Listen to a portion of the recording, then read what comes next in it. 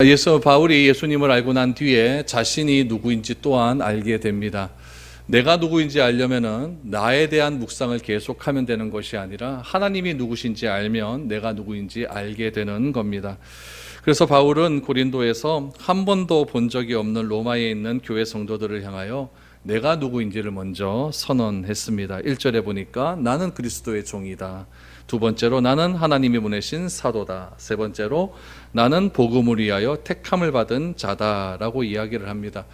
특별히 세 번째 말씀, 나는 복음을 위하여 택함을 받은 자, 자신을 소개하면서 복음을 이야기했습니다. 복음은 무엇입니까? 예수가 그리스도라는 사실을 믿는 것이 복음입니다. 예수가 메시아 되심을 믿는 것이 복음이고, 예수가 구원자가 된다는 사실을 믿는 것이 복음입니다. 그래서 우리가 교회를 이야기할 때도 예수를 그리스도라 고백하고 하나님을 아버지라 믿는 자들의 모임이 교회다라고 말씀을 드렸습니다. 왜 그렇습니까? 교회의 핵심은 복음이어야 되기 때문에 그렇습니다. 예수가 그리스도라고 믿는 자는 모두 다 구원을 받습니다. 이 놀라운 복음, 이 복음을 바울은 로마서에서 좀 더 깊이 설명하기를 원합니다. 오늘 여러분들과 함께 이 복음에 대한 이야기를 한번 해보기를 원합니다. 지난주에 바울이 나는 누구인가에 대해서 이야기를 했다면 오늘은 복음은 무엇인가에 대해서 여러분들과 로마서에 나온 말씀을 통해서 한번 말씀을 나누기를 원합니다. 먼저 2절 말씀을 보시죠. 이 복음은 하나님이 선지자들을 통하여 그의 아들에 관하여 성경에 미리 약속하신 것이라 라고 말합니다. 2절에서 바울이 말하는 복음은 무엇이냐면 먼저 정의를 얘기하는 것이 아니라 복음의 기원에 대해서 이야기를 합니다. 복음은 언제부터 기원이 되었느냐? 구약 때부터 기원이 되었다. 구약에서부터 출발을 찾을 수 있다라는 것을 이야기하죠. 무엇이 약속되었냐면은 예수님이 메시아라는 사실, 예수님이 그리스도라는 사실, 예수님이 구원자라는 사실이 이미 구약에 약속되어 있었다라는 겁니다. 그럼 왜 바울이 이 복음의 기원을 이야기하면서 구약을 이야기할까요? 바울은 구약에 정통한 사람이기 때문에 그렇습니다. 예전에 다메섹에서 예수님을 만나기 전에는 이 구약에 나타난 여러 가지 사건들이 예수님에 대해서 말씀하신지 몰랐습니다. 그러나 부활하신 예수님을 만나고 난 뒤에는 성경의 구약 성경에서 나오는 모든 이야기가 예수님께 집중되었다는 사실을 믿게 된 것입니다. 그래서 바울은 이 복음은 무엇이냐? 하나님이 선지자들을 통하여 그의 아들에 관하여 성경에 미리 약속하신 것이다. 미리 약속하신 것이다. 이것이 복음이다라고 바울은 이야기하고 있는 것입니다.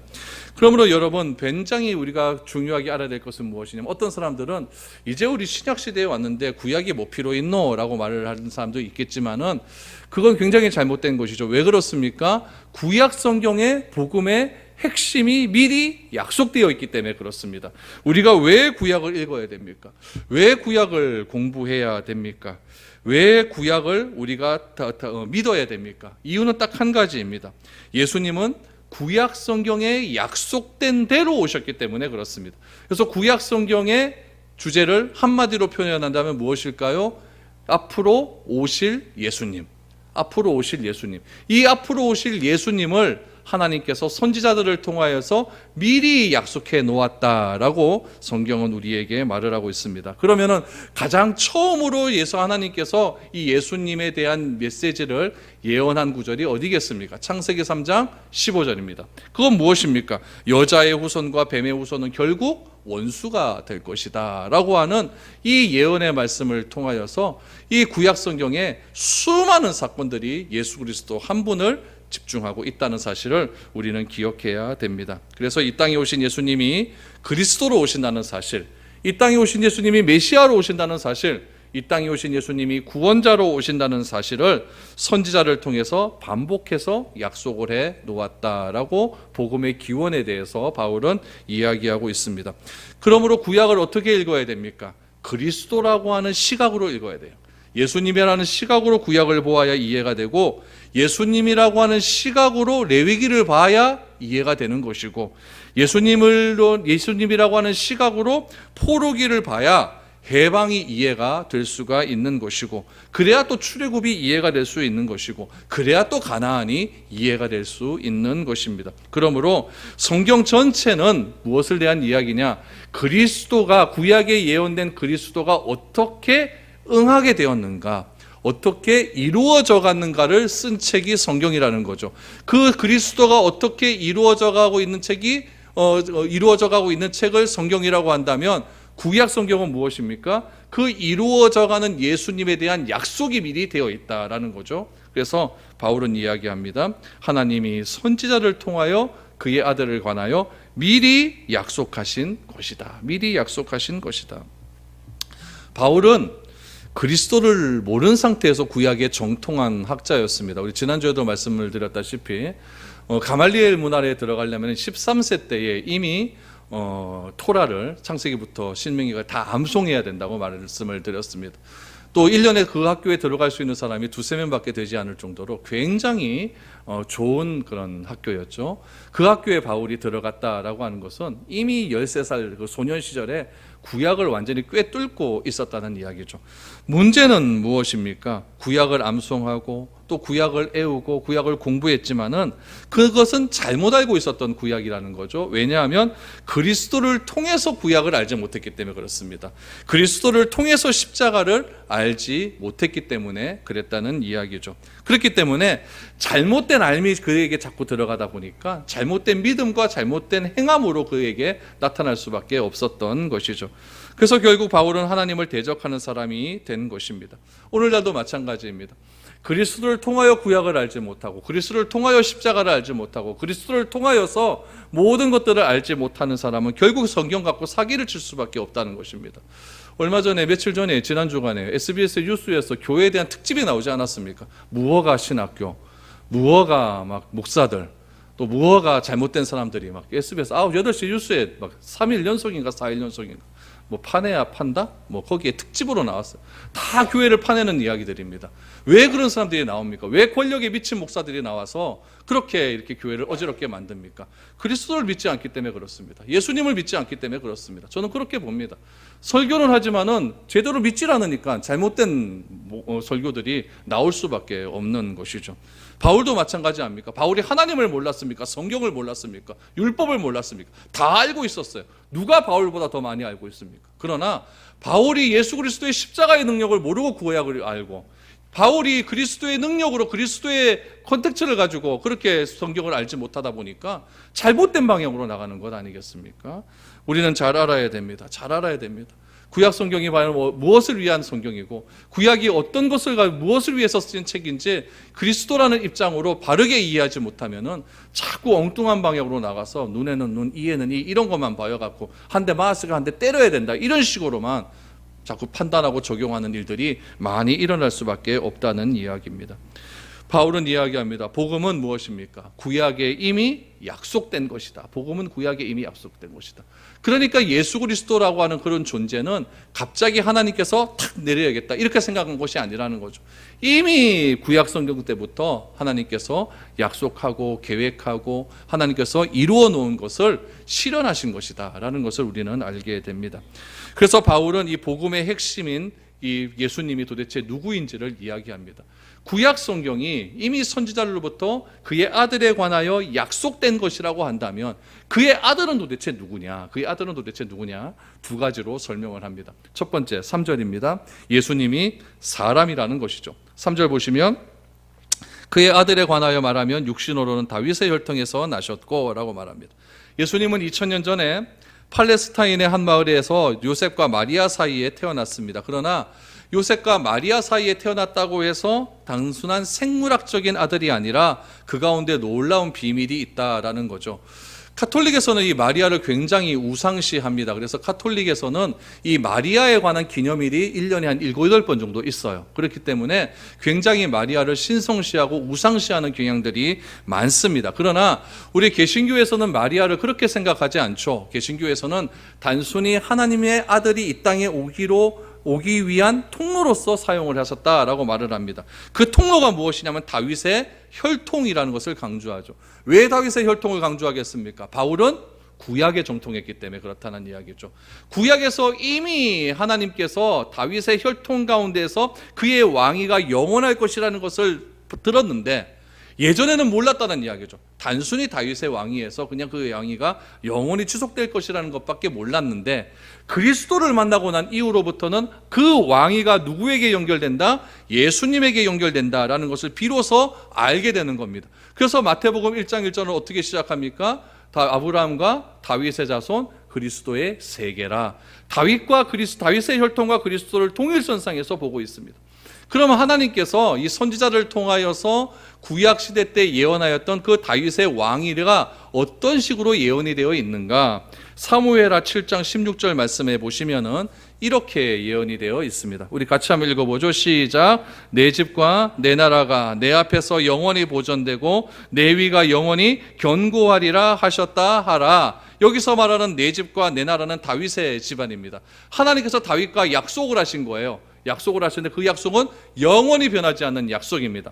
그 약속이 어떻게 이어집니까? 내 집과 내 나라가 내 앞에서 영원히 보존되고 누구를 통하여? 예수님을 통하여 영원히 보존된다는 거죠. 내 위가, 내 왕위가 영원히 보존된다는 겁니다.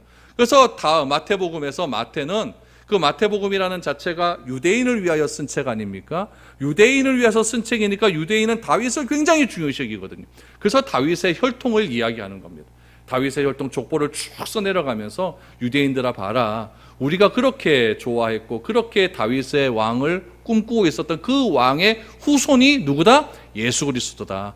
그 예수 그리스도가 어떻게 태어나게 되었느냐? 다윗 왕과 언약을 통해서 태어나게 되었고 그 언약의 실현이 예수 그리스도라는 것을 강조하고 있는 것이죠. 그래서 바울은 구약에 정통한 사람이었기 때문에 다윗의 혈통 가운데서 예수님께서 태어난다. 3절에서 그의 아들에 관하여 말하면 육신으로는 누구의 혈통? 다윗의 혈통. 이것은 다윗과의 언약의 실현이라는 이야기입니다. 하나님께서 다윗과 언약을 맺으셨는데 그 언약의 결과가 예수 그리스도를 통해서 응하게 되었다라는 것을 이야기하죠. 두 번째로 예수님을 누구로 얘기하느냐? 예수님은 하나님이라는 사실을 이야기합니다. 4절 말씀을 보시죠. 성결의 영으로는 죽은 자들 가운데서 부활하사 능력으로 하나님의 아들로 선포되었으니 곧 우리 주 예수 그리스도시니라 라고 말합니다. 예수님이 하나님이라고 하는 사실의 증거가 무엇으로 나타납니까? 4절에 보니까 부활로 나타난다라고 말을 하죠. 부활의 능력이 없다면 예수님이 구원자일 수 없습니다. 부활의 능력이 없다면 예수님께서 그리스도일 수가 없습니다. 부활하신 예수님이 없다면, 부활하신 예수님이 이 자리에 없다면, 부활하신 예수님이 우리와 함께하지 않는다고 한다면 이 모든 성경에 기록된 모든 것들은 다 사기입니다. 그러나 부활하신 예수님은 지금도 우리와 함께 존재하십니다. 부활하신 예수님은 우리가 증거할 때마다 능력이 나타난다는 사실을 우리는 기억해야 됩니다. 그래서 예수가 그리스도 되심은 예수가 그리스도 되시고 예수가 메시아 되시고 예수가 구원자가 되시는 것은 무엇에 나타났다? 부활에 나타났다라는 이야기죠. 왜 그렇습니까? 인간의 능력으로는 죽음을 이기지 못하기 때문에 그렇습니다. 그러나 하나님은 죽음을 이길 수 있는 능력을 가지고 있기 때문에 그렇습니다. 그래서 예수님이 부활하셨다라고 하는 것은 하나님께서 자기의 아들을 죽음에서 해방시켜 주신 것이고 예수님이 곧 하나님이라는 사실을 우리에게 말씀해 주시고 있는 겁니다. 그럼 예수님이 죽은 자를 살린 것과 하나님이 예수님을 살린 것과 뭐가 다르냐? 여러분 나사로는 살아났어요, 그렇죠? 근데 또 죽었을까 안 죽었을까요? 또 죽었습니다. 예수님은 또 죽었습니까 안 죽었습니까? 안 죽었죠. 여기서 차이가 나는 겁니다. 선지자를 통해서 예수님을 통해서 성경에 보면 살아난 사람들이 몇몇 있어요. 근데 그 사람은 또 죽었습니다. 참 어떻게 보면 불행해요, 그렇죠? 죽음을 두 번이나 맛보고. 근데 예수님은 부활하시고 하늘로 승천하셨잖아요. 그렇기 때문에 예수님은 하나님이 되시는 것이죠. 그래서 예수님이라고 하는 말은 우리를 죄에서 구원할 자, 그리스도라고 하는 것은 기름 부음을 받은 자, 예수님은 우리의 구원자가 되신다라는 것을 우리는 기억해야 됩니다. 히브리서 4장 15절 말씀에 보면은 히브리서 저자는 예수님께서 참 인간이시고 참 하나님이라는 사실을 이렇게 증거하고 있습니다. 제가 참 좋아하는 말씀인데요. 같이 한번 읽어보죠. 시작. 우리에게 있는 대제사장은 우리의 연약함을 동정하지 못하시리가 아니요 우리와 모든 일에 우리와 똑같이 시험을 받으신 이로되 죄는 없으시니라 라고 말합니다. 히브리서는 제사에 관한 책입니다. 그래서 예수님을 뭘로 표현하고 있냐면은 대제사장이라고 표현을 하고 있습니다. 예수님께서는 우리의 연약함을 동정하지 못하실 리가 아니에요. 동정한다는 얘기입니까? 동정 안 한다는 얘기입니까? 동정한다는 얘기입니다. 왜 동정할까요? 모든 일에 우리와 똑같이 시험을 받으신 이로되, 요거는 사람이신 예수님입니다. 하나님이 어떻게 시험을 받을 수 있겠습니까? 사람이기 때문에 시험을 받는 거죠. 예수님도 시험을 받았다 안 받았다? 받았다. 그럼 내가 받은 시험 예수님 알까요? 모를까요? 다 이해합니다. 다 아십니다. 내가 받았던 어려움들 예수님 다 아십니다. 예수님은 배고파요? 안 고파요? 배고파요. 예수님도 예수님 배고프죠? 예수님은 길 가시다가 피곤해요? 안 피곤해요? 피곤해요. 예수님 잠 자요? 안 자요? 예수님은 끝내주게 주무십니다. 막 때와 장소랑 가지고 주무시죠. 우리 인간과 똑같습니다. 똑같습니다. 우리와 똑같이 시험을 받으시는 분이십니다. 그렇기 때문에 여러분, 이 부분은 예수님께서 이해하지 못할 거다 이렇게 생각하지 마십시오. 다 이해하십니다. 왜냐하면 경험하셨기 때문에 그래요. 여러분들도 경험한 일과 경험하지 못한 일에 대한 차이는 분명히 알잖아요. 여러분들이 경험한 일을 다른 사람이 경험하면 그대로 공감이 가지 않습니까? 예수님이 사람이 되셨다라고 하는 것은 내가 경험한 모든 일에 공감을 가지신다는 얘기예요. 그럼 얼마나 위로가 되겠습니까? 내가 어떤 사람을 찾아가는 이유는 뭐냐면 그 사람이 나의 말에 공감을 해주기 때문에 그런 거예요. 그럴 때 내 마음이 푸근해지지 않습니까? 예수님도 인간이시기 때문에 우리와 똑같이 시험을 받으신 분이십니다. 그렇기 때문에 나의 모든 어려움을 다 경험하셨고 이해하신다라는 사실을 믿으시기 바랍니다. 이것이 인간이신 예수님이 우리에게 주는 가장 큰 유익입니다. 두 번째, 여러분 그 중에 시험을 받으시노되 뭐는 없다? 죄는 없대요. 인간이 죄가 없는 사람은 없습니다. 다 죄를 지었습니다. 죄가 없는 분은 누구밖에 없을까요? 하나님밖에 없습니다. 그래서 죄는 없다라고 하는 것은 예수님이 하나님이라는 증거입니다. 또 하나, 죄가 없기 때문에 우리가 당하는 어려운 시험을 해결해 줄 수 있는 능력도 하나님에게서 나온다는 겁니다. 사람에게 아무리 가서 공감하는 사람에게서 아무리 가봐야 공감은 되지만 그 사람이 해결해 주지는 못합니다.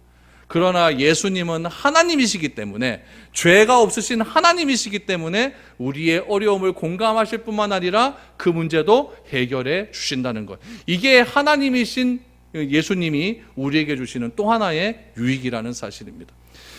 이처럼 예수님께서는 참 인간으로 이 땅에 오셨고 참 하나님으로 이 땅에 오셨습니다. 그래서 예수님께서는 예수님이라고 하는 이 몸속에 두 가지의 성이 다 가지고 있습니다. 하나는 인성, 하나는 신성. 이거를 신학적인 용어로 양태를 가지셨다. 양태. 그래서 요거 중에서 하나라도 없다라고 부정을 하면 이단입니다.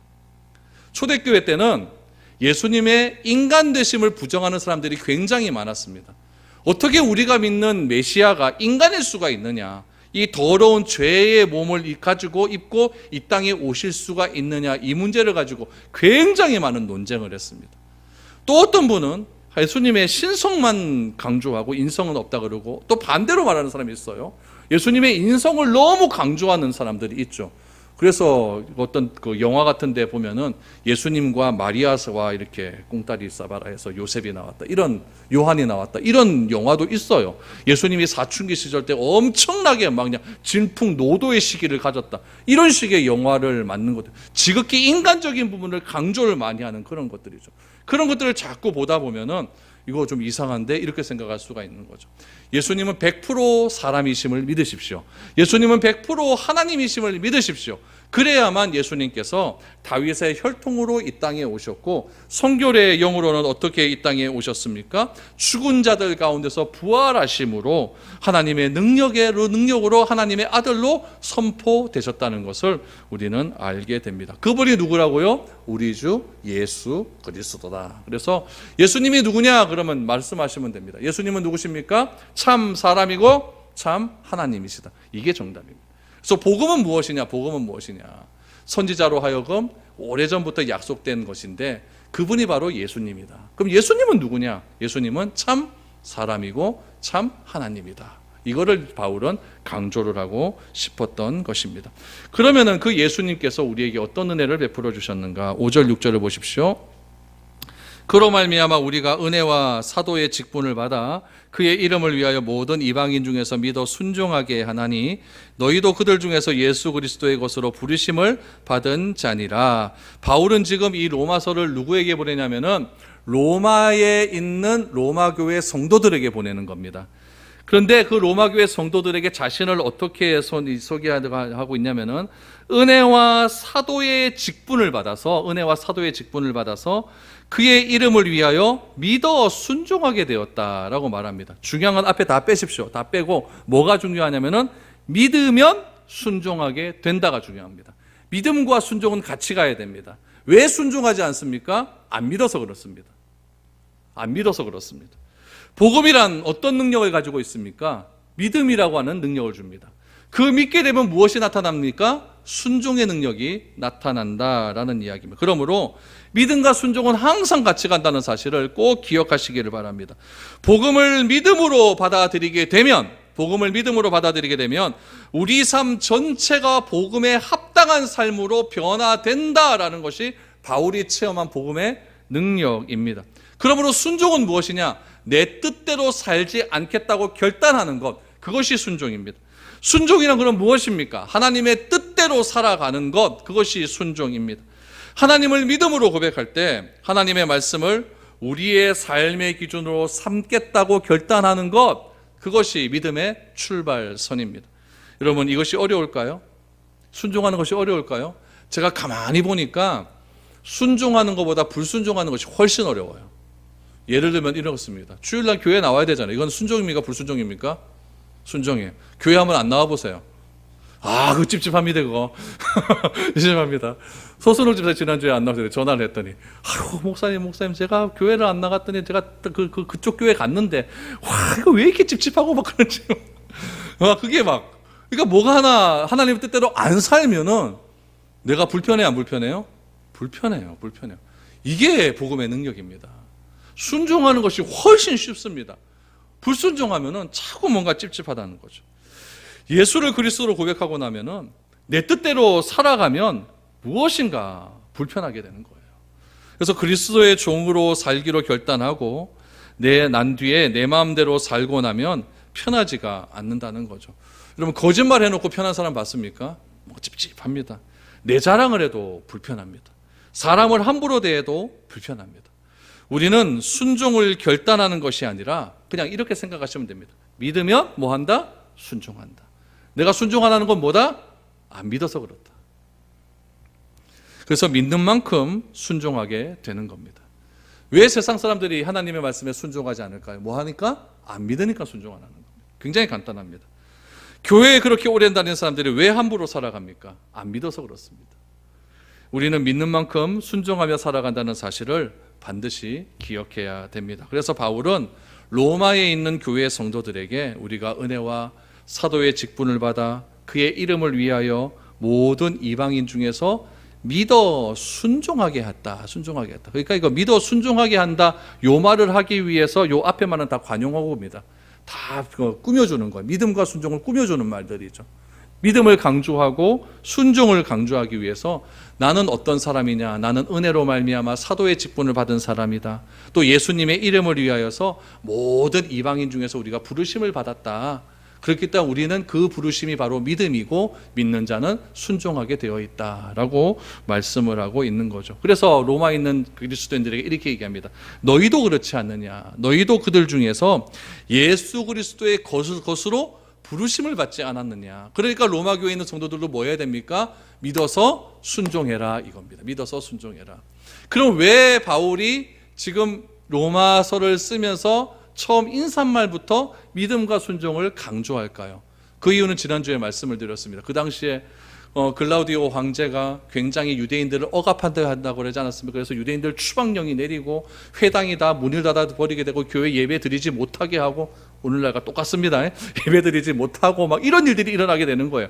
그래서 막 이 교회를 막 떠나는 사람들이 생기고 막 이런 일들이 일어나는 거죠. 어떤 분들 얘기 들어보면은 교회가 자꾸 손가락질 받고 지탄의 대상이 되고 되니까 괜히 교회 다니는 것에 대한 회의도 느껴지고 갈등도 느껴지고 이런 분들이 있을 수가 있거든요. 있을 수가 있어요. 그런 분이 있는 거죠. 그래서 바울이 이야기하는 건 뭐냐면은 그런 어려움과 고난에 굴복하지 말라는 거죠. 우리는 그런 것에 우리의 믿음이 좌지우지되는 것이 아니라 우리는 예수 그리스도의 것으로 부름을 받았다라고 하는 그 분명한 믿음이 있어야 된다. 그 믿음 속에서 우리가 순종하는 것이 중요하다. 그래서 어디서 예배드리는지 그게 뭐가 중요한 것이냐. 우리는 그리스도의 은혜로 말미암아 믿어 구원함을 얻게 되었고 예수가 나의 구원자시고 예수가 나의 그리스도시고 예수가 나의 메시아라는 사실을 내가 굳건하게 믿고 있기 때문에 그 믿음대로 우리는 순종하며 살아가면 된다라는 것을 바울은 지금 로마에 있는 성도들에게 이야기하고 있는 것입니다. 여러분, 그래서 우리가 이 복음이라고 하는 것은 모든 믿는 사람이 이제는 무엇이 되느냐? 유대인과 이방인이 다 하나라는 이야기예요. 바울은 보세요. 바울은 이방인이에요, 유대인이에요? 유대인이잖아요. 그렇죠? 유대인이고 로마에 있는 성도들은 여러분 유대인도 쫓겨나서 포로로 잡혀와서 그 안에서 있는 유대인도 있겠지만은 로마에 있는 로마인들 중에서도 예수를 믿어 그리스도인 된 사람들이 있을 건 아닙니까? 그러면은 교회 안에서 그런 차별이 있어요. 꼭 그래요. 이게 경상도 사람들이 많은 지역에 교회 가보면은 다른 지역 사람들은 차별을 받습니다. 이게 희한해요, 교회도요. 그래서 바울은 이야기하는 거예요. 로마인이든 이방인이든 또 유대인이든 그런 거 별로 신경 쓰지 말아라. 상전이든 종이든 그런 게 중요한 것이 아니다. 우리가 예수를 믿어 구원함을 받게 되었으면은 모든 것이 다 하나라고 하는 사실이 중요한 것이다. 교회 안에서는 신분의 차이가 있고 배운 거 못 배운 그런 거에 차이가 있는 것이 아니다라는 것을 바울은 지금 강조하고 싶은 것입니다. 우리 주보에도 보면은 교회의 이름이 나오는데 우리 교회 여기 이름이 나오지 않습니까? 이름이 나오는데 영문 이름이 적혀 있어요. 영문 이름이 어떻게 적혀 있냐면은 미래로 프로테스탄 처치라고 적혀 있어요. 프로테스탄이라고 하는 말이 무슨 말이냐면은 장로교라고 하는 그런 의미인데, 장로회라고 하는 의미인데, 종교개혁적인 의미로 보면은 프로테스탄 그러면은 개혁자, 개혁한다라는 뜻입니다. 그래서 우리 장로교회를 쓸 때는 교회 이름과 교회라고 하는 그 단어 사이에 프로테스탄이라고 하는 말을 씁니다. 근데 이 프로테스탄이라고 하는 말을 쓸 때는 어떤 의미에서의 영문 이름이냐면은 정치적인 의미에서의 영문 이름이에요. 그래서 장로교회만 프로테스탄을 쓸 수가 있어요. 침례교회는 프로테스탄을 안 씁니다. 감리교회도 안 써요. 요거는 정치적인 의미에서의 프로테스탄이에요. 그러면 성경적인 의미에서의 영문 이름은 뭐냐? 미래로 커뮤니티 처치예요. 커뮤니티라고 하는 것은 공통된, 하나된, 커뮤니티 그러면 소통 이런 뜻 아닙니까? 그래서 성경의 원리대로 하면은 교회의 영문 이름은 커뮤니티로 들어가야 됩니다. 그래서 교회라고 하는 것은 커뮤니티가 들어가게 되면 우리가 교회 이름을 부를 때, 교회를 부를 때 공동체라고 하는 말을 쓰지 않습니까? 그런 의미에서의 커뮤니티예요. 그래서 정치적인 의미에는 프로테스탄을 쓰지만은 성경적인 의미로서는 커뮤니티를 쓴다는 이야기죠. 이것이 무슨 말입니까? 교회 안에서 이 커뮤니티가 활발하게 일어나야 된다는 거죠. 서로 소통이 일어나고 서로 하나됨이 일어나야 된다는 거죠. 대화가 통하고 말이 통하고 빈부의 격차나 배우고 못 배운 것으로 차별받는 것이 아니라, 지역으로 인해서 구별받는 것이 아니라, 연령으로 인해서 세대의 갈등이 일어나는 것이 아니라 모든 것이 하나됨으로 하나의 공동체를 이루어서 하나님이 기뻐하시는 교회의 모습으로 성장해 나가는 것, 그것이 교회의 본질적인 모습이라는 거죠. 바울은 지금 그 얘기하고 싶은 겁니다. 너희들이 교회 안에서 로마인이건 유대인이건 이방인이건 그런 인종적인 것들로 인하여서 서로 차별하지 말고, 이제는 우리 예수 그리스도 안에서 하나가 되었으니 서로 하나 되고 소통하는 마음으로 예수가 그리스도라고 하는 그 믿음을 더욱더 풍부하게 이루어 나가자라고 하는 그런 마음의 뜻이 담겨져 있는 것입니다. 그래서 우리 에베소서도 봐도 그렇고 골로새서를 봐도 그렇고 항상 구원에 대한 이야기로 하고 난 다음에 적용례에 대한 부분들이 4장, 5장 이렇게 들어가면은 에베소서도 보면은 상전들아, 종들아 이 말이 나오죠, 그렇죠? 골로새서도 보면 상전들아, 종들아 나와요. 왜 그러냐면은 교회 안에서 사장님이나 부하 직원이나 다 하나기 때문에. 밖에서는 뭐 사장님일 수가 있고 뭐 부하직일 수는 있지만 교회 안에서는 그런 것이 아니라는 얘기죠. 다 하나됨으로 그렇게 같은 위치에서 평등한 마음으로 그렇게 우리가 신앙생활을 하는 것이 진정한 의미에서의 성경적인 교회의 원리라는 것을 가르쳐 주고 있는 것입니다. 우리도 이런 믿음의 그런 교회가 더욱더 풍성하게 나타났으면 좋겠습니다. 정치적으로는 우리는 장로교회입니다. 칼빈의 교리를 따라가고 프로테스탄적인 개혁적인 교회를 따라가지만은 성경적인 의미로는 모든 것이 하나 되는 예수가 그리스도라 믿고 예수가 메시아라고 믿고 하나님을 아버지라 믿는 그런 믿음 속에서 커뮤니티를 이루어갈 수 있는 그런 믿음의 교회가 참된 교회라는 것을 우리에게 말씀해 주시고 있는 겁니다. 7절 마지막으로 이제 인사말이 이렇게 마무리되죠. 로마에서 하나님의 사랑하심을 받고 성도로 부르심을 받은 모든 자에게 하나님 우리 아버지와 주 예수 그리스도로부터 은혜와 평강이 있기를 원하노라 라고 말합니다. 하나님의 부르심을 받은 사람은 하나님의 사랑하심을 경험하고 받은 사람들입니다. 예수님께서 우리를 사랑하셨기 때문에 우리를 불러주셨습니다. 예수님께서 우리를 사랑하셨기 때문에 포기하지 않습니다. 예수님께서 우리를 사랑하셨기 때문에 끝까지 쫓아간다는 이야기죠. 하나님의 사랑하심을 받은 사람, 그 사람을 우리는 무엇이라고 말하냐면 영어로 세인트라고 하는데 성도라고 불러요. 성도. 거룩한 성, 길도자, 성도라고 부릅니다. 성도를 다른 번역으로 하면은 뭐라고 얘기하냐면 성자라고 해요. 성자라고 이야기하죠. 우리는 성자와 비성자로 구별된 사람이 아닙니다. 우리는 1급 신자와 1급, 2급 신자로 구별된 사람도 아니라는 이야기죠. 우리는 목사와 평신도로 구별된 사람도 아닙니다. 교회에서 사라져야 될 표현 중에서 가장 중요한 표현이 뭐냐면 평신도라는 말이 사라져야 됩니다. 평신도. 왜 그러냐면은 평신도가 있다는 것은 사제가 있다는 뜻이에요. 그럼 이건 뭐냐면은 평신도와 사제라고 하는 이 종교에서 나타난 이 계급은 종교개혁 시대 때 다 없어졌거든요. 다 없어졌는데 스스로가 뭐라고 이야기하냐면 교회에서도 강단에서도 평신도라고 이야기하고 여러분들도 자기는 우리는 평신도라고 이야기합니다. 아니에요. 다 제사장입니다. 우리는 왕 같은 제사장으로 다 부름을 받았습니다. 목사와 여러분들의 차이는 무엇입니까? 목사는 설교하는 사람이고 여러분 집사나 권사나 장로로서 그렇게 교회를 섬기는 사람들 아닙니까? 그래서 목사나 여러분들이나 한마디로 표현하면 뭐냐? 성도입니다. 성도. 여러분들이 저에게 성도님 이래도 돼요. 별 상관없어요. 뭐 그거 들으면 뭐 내가 죽습니까? 뭡니까? 별 상관없습니다. 그래서 교회라고 하는 것은 이런 직분의 구별이 없어야 됩니다. 자꾸 평신도, 나는 평신도 내 뭐합니다. 평신도. 이거는 하나님의 말씀을 거역하는 행위입니다. 그래서 평신도라는 말을 절대 쓰지 마십시오. 아셨죠? 쓰지 마십시오. 여러분 주변에도 보면 우리는 평신도라는 말을 얼마나 많이 사용하고 있습니다. 이거는 우리 프로테스탄적인 개념이 아니에요.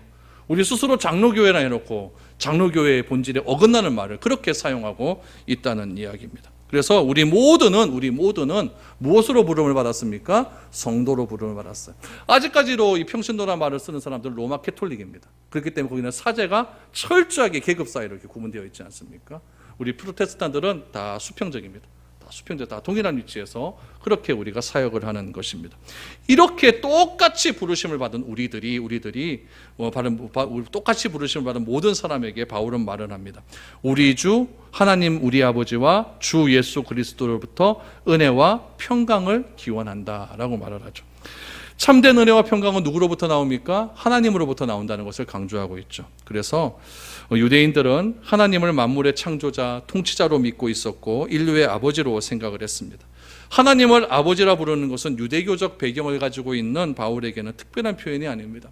우리 출애굽을 할 때도 이스라엘 모든 백성은 하나님의 장자라고 불려줬고 구약의 여러 구절 속에서도 하나님은 그의 백성을 사랑하고 보살피시는 아버지다라고 이렇게 불러주셨습니다. 내가 너희를 고아와 같이 버려두지 않겠다라고 하는 것은 하나님과 우리 사이는 철저하게 아버지와 아들과의 관계로서 그렇게 인식하고 있음을 알려주고 있는 겁니다. 그래서 바울은 이야기합니다. 하나님 우리 아버지의 은혜와 주 예수 그리스도로부터 나오는 모든 은혜와 평강이 너희에게 있을지어다 라고 이렇게 축복을 해 주시고 있는 겁니다.